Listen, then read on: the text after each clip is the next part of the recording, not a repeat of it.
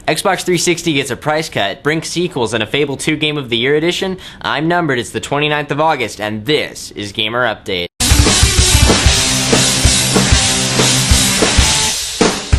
First up for today, the Xbox 360 Elite got a $100 price cut, bringing it down to the price of the old Pro model at $300. If for some reason you don't have an Xbox 360 yet, or your fourth one just red-ringed, it looks like you're in luck. To match this change, the remaining discontinued Pro models have been brought down to $250 as well. If you have yet to be disappointed by Fable 2, don't wait any longer. Fable 2 Game of the Year edition has been confirmed. The Game of the Year edition will come with the game's 2 DLCs, Not Whole Island and See the Future, as well as a $40 price tag. This just in, there's apparently a fresh shipment of confidence over at Splash Damage. Richard Hamm revealed in an interview with Game Trailers that the second and third Brink games have already been planned before the release of the original. Hamm also spoke about revolutionizing online play and competing with the Halo and Call of Duty franchises. Hooray for getting ahead of ourselves. If you want to see that whole interview, there's a link over there somewhere.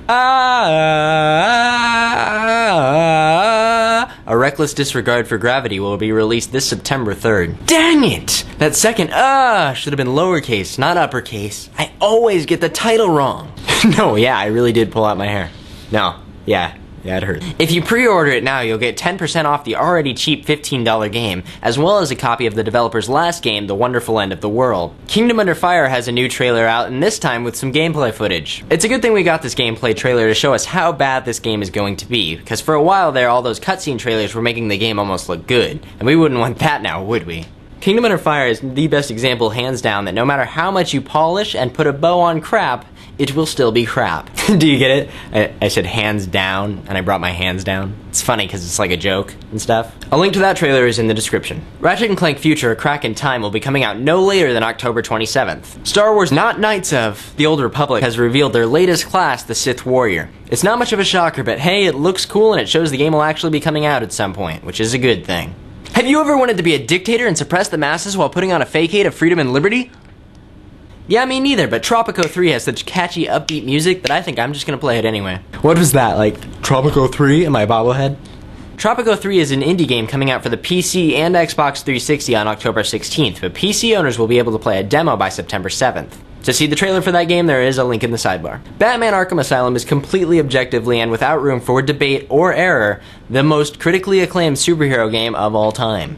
You don't believe me, but it's in the Guinness Book of World Records. I mean, it's one thing to put something like that on the box, but to actually enter that in the Guinness Book of World Records, it just seems like they're way overstepping themselves. So that's the question of the day. Should Batman Arkham Asylum go into the Guinness Book of World Records as the most critically acclaimed superhero game of all time? Or is that just something that people say and put on boxes? It's not an actual legitimate statement, it's just something you say. So leave your thoughts in the... That could have been bad.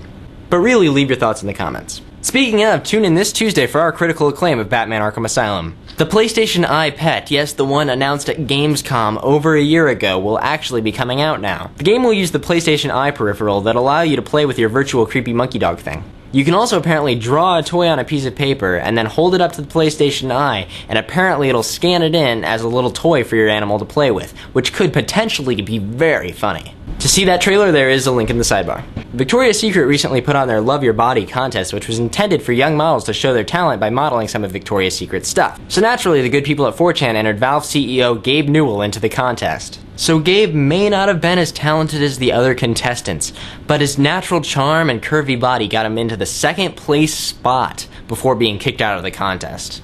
That right there is just awesome. The game of the day for today is The Path. Developed earlier this year by Tale of Tales, the game is an experiment in narrative storytelling in video games. It is loosely based off of Little Red Riding Hood. You are presented with a path to grandmother's house, which you can follow, or you can go into the woods and explore. There's nothing to shoot, no combo system, and not even a space marine. The game is extremely different from the norm, and if you want to try something new and narrative-based, you might want to give it a look. The developer Tale of Tales has also been teasing a new game, so we'll likely have more information on that next week. Be sure to follow us on Twitter at twitter.com/BattleGamerNews, or click the link in the sidebar. I'm numbered, and this has been Gamer Update.